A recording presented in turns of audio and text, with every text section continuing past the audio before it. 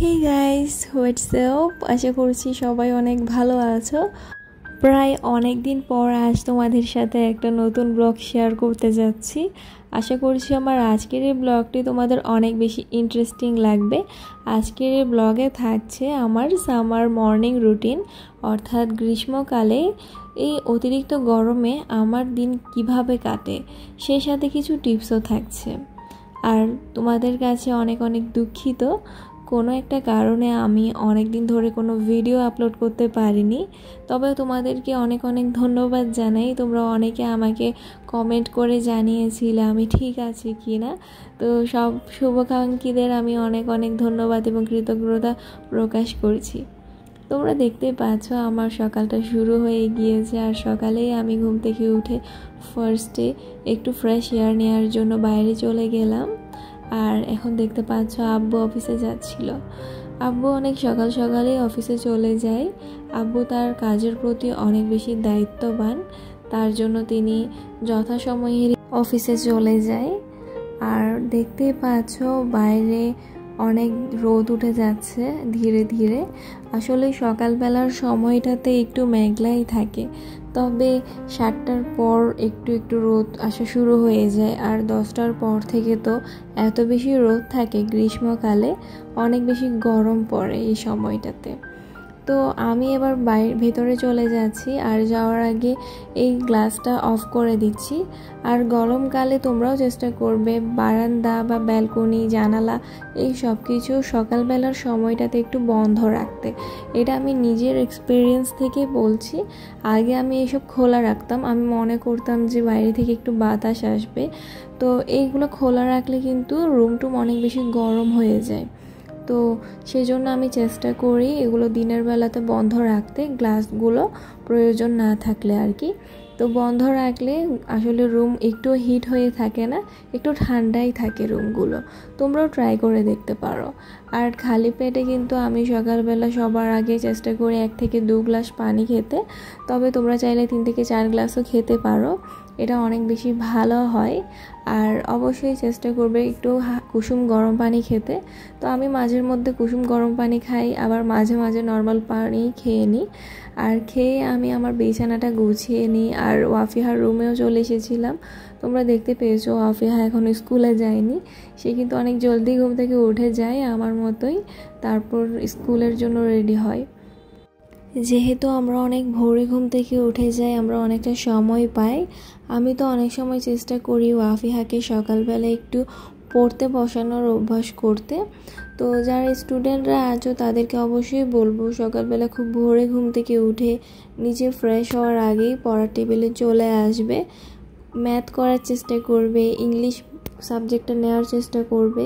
আর এভাবে যদি তোমরা ছোটোবেলা থেকে বিভিন্ন সাবজেক্ট নিয়ে পড়াশোনা করার চেষ্টা করো, সকালবেলা পড়ার টেবিলে এসে বসো, তাহলে দেখবে অভ্যাস হয়ে যাবে সময়ের সাথে সাথে। এরপর তোমার নিজেরও কিন্তু ইচ্ছা করবে যে তুমি পড়ার টেবিলে এসে একবার বসো। যাই হোক, আমি এবার একটু ঘরটা গুছিয়ে নিব। আমি আসলে সকালবেলা ঘুম থেকে উঠে যদি আমার চারপাশটায় একটু এলোমেলো হয়ে থাকে, আমার মোটেও ভালো লাগে না। তো তার জন্য আমি চেষ্টা করি সব কিছু গুছিয়ে তারপর ফ্রেশ হওয়ার জন্য। আর ফ্রেশ যতক্ষণ আমি হই না ততক্ষণ আমার ভালো লাগে না, কারণ আমার খুব ভোরে ভোরে কিন্তু খিদা লেগে যায়। তো আমি ফ্রেশ হয়েই খাওয়া দাওয়া করে নেওয়ার চেষ্টা করি। আর সকালের ব্রেকফাস্টটা কিন্তু অনেক বেশি গুরুত্বপূর্ণ, তার জন্য সকালবেলা হেলদি ব্রেকফাস্ট করার চেষ্টা করবে। আমি যখন ক্লাস 6-7-এ ছিলাম সেই সময়টাতে আমি সেটা বুঝতাম না। আমি বেশিরভাগ সময়ে না খেয়ে স্কুলে চলে যেতাম, এবং স্কুলে যখন লাঞ্চের সময় হতো তখনই খাওয়া দাওয়া করতাম। তো এটার একটা বড় এফেক্ট পড়েছিল আমার লাইফে।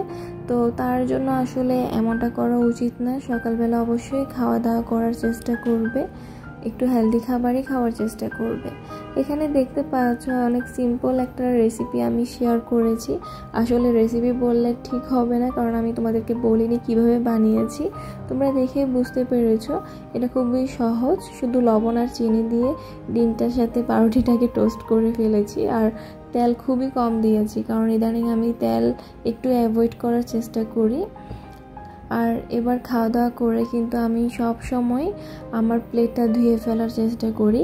আমার প্লেটের পাশাপাশি বাসার অন্য কারো যদি প্লেট থাকে সেটাও আমি ধুয়ে ফেলার চেষ্টা করি। ধোয়ার পরে কিচেনটা যদি একটু এলোমেলো বা অগোছালো মনে হয় সেটাও আমি গুছিয়ে দিই। আর সবসময় আমাদের যে কাজটাই করি না কেন সেটা গুছিয়ে গাছিয়ে করা উচিত। একটু অল্প করে কাজ করে অন্যের জন্য রেখে দেওয়া উচিত না। এতে করে আমরা গোছালো যে ব্যাপারটা আছে সেটা বুঝতে পারবো না, সেটা আমাদের অবশ্যই ছোটোবেলা থেকে বুঝতে হবে। যাই হোক, বেশিরভাগ সময় তো আমি বাসাতেই ব্রেকফাস্ট করি, তবে মাসে 1-2বার এভাবে আম্মুর সাথে বাইরে গিয়ে ব্রেকফাস্ট করা হয়। কেননা সামার টাইমে আমরা বেশিরভাগ সময় সকালবেলা বাইরে হাঁটতে চলে যাই, তো সেই সাথে সে বাইরের খাবারটাও মাঝের মধ্যে খাওয়া হয়, তবে সবসময় খাওয়া উচিত না। আর যখনই বাইরে যাবে অবশ্যই ছাতা নিয়ে যাবে, এটা আমাদের সবারই মনে রাখতে হবে। এটা আমাদেরকে আসলে অনেকখানি রোদ থেকে প্রোটেক্ট করে, কারণ সকালের যে রোদটা আছে না সেটা অনেক বেশি ভয়ঙ্কর হয়। অনেকের তো মাথা ব্যথা উঠে যায় এই রোদের জন্য। তো সেই জন্য অবশ্যই মনে করে বাইরে যখনই যাবে তোমরাও ছাতা নিয়ে যাবে। আমি তো যখনই বের হই ছাতাটা নিয়ে যাই, কারণ আমি কয়েকবার ছাতা ছাড়া বের হয়ে দেখেছিলাম, আসলে অনেক বেশি খারাপ লাগে ছাতা ছাড়া যখন বের হই আমরা অনেকে অসুস্থ হয়ে পড়ি। যাই হোক, আমি আজকে ওয়াফিহাকে আনতে গিয়েছিলাম। যেদিন অনেক ভোরে আমার মর্নিং ওয়াক করা হয় না সেদিন আমি ওয়াফিহাকে স্কুল থেকে নিয়ে আসতে যাই, তো সেই সাথে সাথে আমার একটু হাঁটাহাঁটিও হয়ে যায়। তো ওয়াফিহাকে যখনই আমি স্কুল থেকে আনতে যাই সে তো অনেক বেশি খুশি হয়, কারণ আমি সব সময় যাই না, হঠাৎ হঠাৎ যাই, তার জন্য। আজকেও তোমরা দেখতে পাচ্ছ সে কত বেশি হ্যাপি, তাকে আমি আনতে গিয়েছি সেই জন্য। গরমের দিনে আমরা অনেক একটা ভুল করি, সেটা হচ্ছে বাইরে থেকে এসে হুটহাট করে গোসলখানাতে ঢুকে পড়ি এবং শাওয়ার নিয়ে নিই। এটা মোটেও করা উচিত নয়। বাইরে থেকে এসে ফার্স্টে একটু ফ্যানের নিচে বসবে, যেটা তুমি ঘেমে গিয়েছো সেই ঘামটাকে শুকানোর জন্য একটু সময় দিবে, তারপর পানি খাবে একটু। বাইরে থেকে আসলে অনেকেরই আসলে তৃষ্ণা পায়। আর অনেকে একটা ভুল করে, সেটা হচ্ছে আমরা ফ্রিজ থেকে ঠান্ডা পানি নিয়ে খেয়ে ফেলি। তো ফ্রিজ থেকে কখনোই ঠান্ডা পানি খাবে না। যত বেশি ঠান্ডা পানি খাবে তত বেশি তোমার গরম লাগবে। এটা কিন্তু একদম নিজের সাথে আমার অভিজ্ঞতা হয়েছে, সেই জন্যই তোমাদের সাথে শেয়ার করছি। আর নর্মাল পানি খাবে, দেখবে তোমার তৃষ্ণাও মিটে গিয়েছে। পানি খেয়ে তারপর তোমার যখন ঘামগুলো শুকাবে তখন তুমি গোসল করে নিতে পারো। আর গরমকালে অবশ্যই 2বার গোসল করলেই ভালো হয়, তবে 1বার করলেও যথেষ্ট।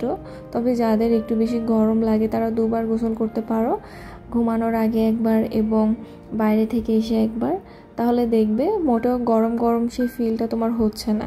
আর আজকের এই ভিডিওতে টুকটাক যে টিপসগুলো দিয়েছি সেগুলোতে আমি মনে করে থাকি এই টিপসগুলো যদি তোমরা ছোটোখাটো এই টিপসগুলো দৈনন্দিন জীবনে যদি ফলো করে থাকো তাহলে অনেকটা শান্তি পাবে এই গরমের দিনে। আর আজকের এই ব্লগে আমি প্রথমেই বলতে ভুলে গিয়েছি যে গরমকালের আমার রুটিনের সাথে সাথে একটা বার্থডে ব্লগও শেয়ার করব। তো যেই দিনটা আমি এই ব্লগটা শ্যুট করেছিলাম সেদিনে ওয়াফিহার জন্মদিন ছিল। ওয়াফিহার প্রত্যেক বছরের জন্মদিনে তোমাদের সাথে আমার শেয়ার করা হয়, তো আজকে একটু ছোট করেই শেয়ার করব। আর আজকে ওয়াফিহার বার্থডে করছি আমরা খুবই ছোট করে, সবসময় তো ফ্যামিলির সাথেই করি, অতটা বড় করে করা হয় না, এবারও সেভাবেই হচ্ছে। তবে ওয়াফিহার ফ্রেন্ডসদেরকে এখানে ইনভাইট করা হয়েছে। একজন ছিল ওয়াফিহার ফ্রেন্ড, আরেকজন ওয়াফিহার ফ্রেন্ডের বড় বোন। তো তারা দুজনেই ওয়াফিহার পাশে বসেছে আর ওয়াফিহা আমাকে কেক খাইয়ে দিয়েছিল। ওয়াফিহাকে আমি কেক খাইয়ে দিয়েছিলাম, সে তো অনেক হ্যাপি। আসলে বার্থডে যখন বাচ্চারা একটু বড় হয়, বুঝতে শিখে, তখনই করা উচিত, কারণ এই সময়টাতে বার্থডে করলে তারা অনেক বেশি এনজয় করতে পারে। ওয়াফিহার বার্থডে ড্রেসটাতে তাকে একদম হোয়াইট ফেরি মনে হচ্ছিল, অনেক বেশি কিউট লাগছিল, মাশাআল্লাহ। তোমরা সবাই ওয়াফিহার জন্য দোয়া করবে, সেই জন্য বড় হয়ে মানুষের মতো মানুষ হতে পারে। এখানে আব্বু ওয়াফিহাকে কেক খাইয়ে দিচ্ছিল, ওয়াফিহাও আব্বুকে কেক খাইয়ে দিয়েছে। আর আব্বু স্পেশালি ওয়াফিহার বার্থডের জন্য রেডি হয়েছিল, তবে আব্বু অনেক আগে অফিস থেকে চলে এসেছিল। তো যাই হোক, আজকে আমি আর আব্বুই শুধুমাত্র রেডি হয়েছি, বাকি মেম্বাররা তেমন একটা রেডি হয়নি। তো তো আমি আবারও চলে এসেছি ওয়াফিয়াকে এখানে কেক খাইয়ে দেওয়ার জন্য। তারপর দেখতে পাচ্ছ ওয়াফিয়া তার ফ্রেন্ডসদের সাথে কত এনজয় করছে। তো আমি বলছিলাম যে তোমরা দাঁড়াও, আমি তোমাদের সাথে একটু এনজয় করি। তো আমি কিন্তু নিজেকে একটু দূরেই রেখেছি, তাদের গায়ে এটা মেরে দিচ্ছিলাম স্প্রেটা, কারণ আমার মেকআপগুলো চলে যেতে পারে এটা মারলে। তো ওয়াফিয়াকে আমি বারবার বলছিলাম যে আমাকে মেরো না এটা। যাই হোক, তাদেরকে আমরা এখানে মিউজিক ছেড়ে দিয়েছি আর তারা বেলুনস দিয়ে অনেক বেশি মজা করছিল, এই আর কি। যাই হোক, আজকের ব্লগে কিন্তু ওয়াফিয়া বার্থডেতে কী কী গিফট পেয়েছে সেটাও শেয়ার করব। ওয়াফিয়ার বার্থডেতে আসলে আমি, বড় আপু, ছোটো বোন সকলেই তাকে গিফট করেছে। ওয়াফিয়ার ফ্রেন্ডসরাও কিন্তু তাকে গিফট করেছে। আমি শুধুমাত্র আপু আর আমি যা যা দিয়েছি তাই দেখাতে পারবো, কারণ বাকিগুলো আমি শ্যুট করতে ভুলে গিয়েছিলাম। তো ওয়াফিয়ার ফ্রেন্ডসদেরকে আমরা নিচের দিকে এসেছি, তাদের যাওয়ার সময় হয়ে গিয়েছিল। আশা করছি আমার আজকের ব্লগটি তোমাদের অনেক বেশি ভালো লেগেছে, অনেক বেশি এনজয় করেছো। আজকের এই ভিডিওটি ভালো লাগলে ভিডিওতে একটা লাইক দিতে ভুলবে না, চ্যানেলটি সাবস্ক্রাইব করবে যারা এখনও করোনি। ধন্যবাদ।